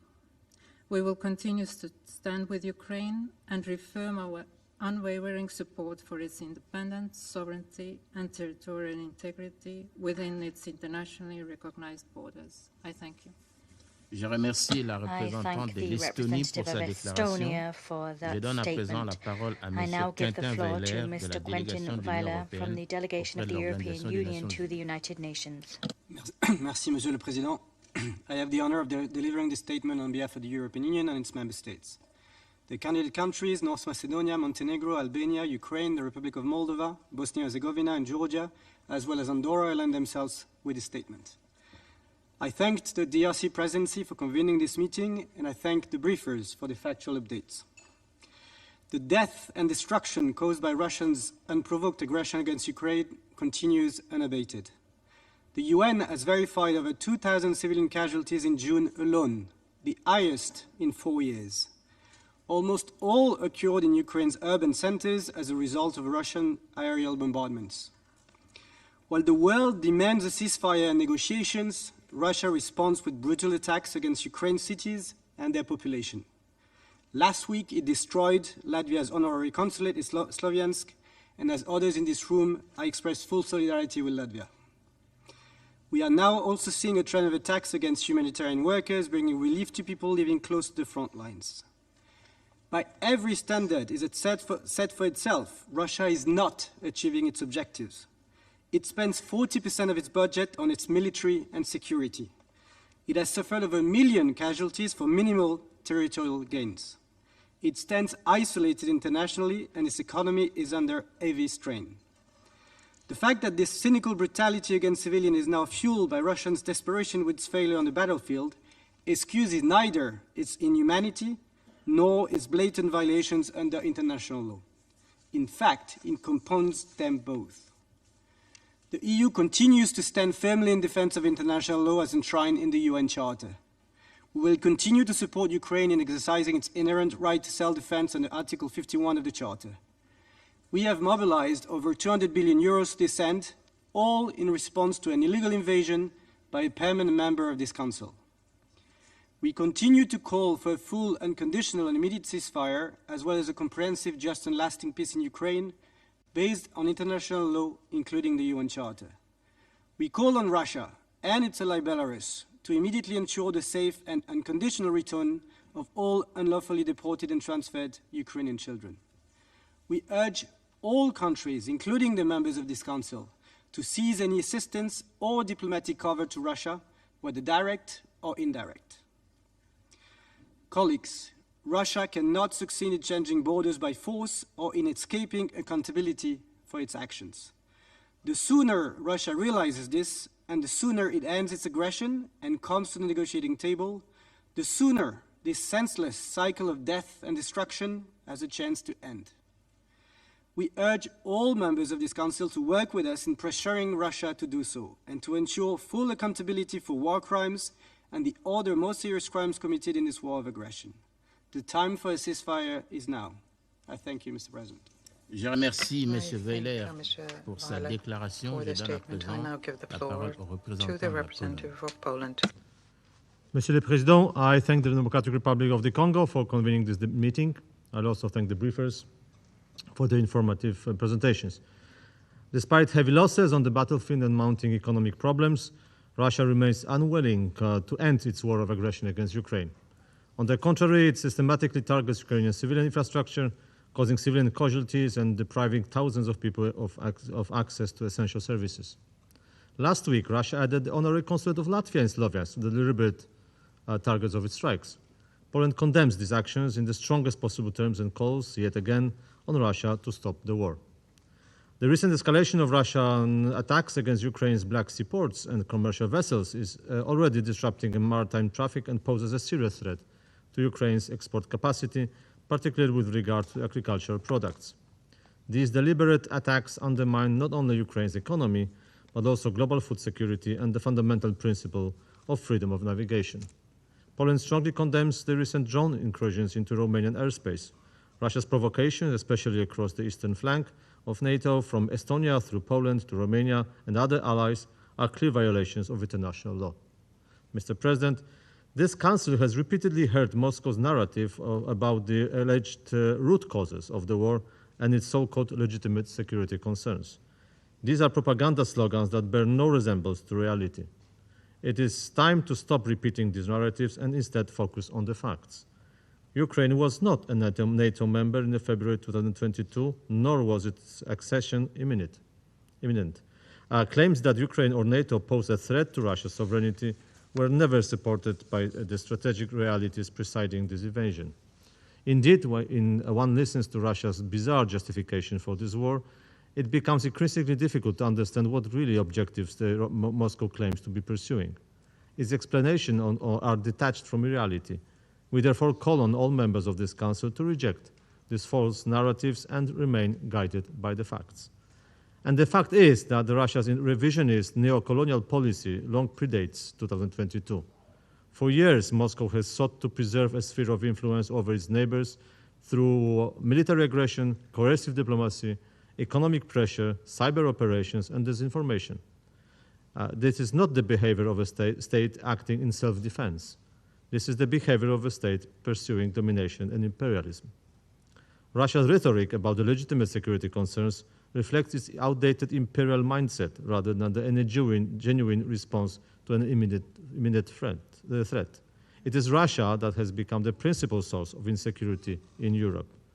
The only way to address the so-called root causes of this war is for Russia to change its own policy.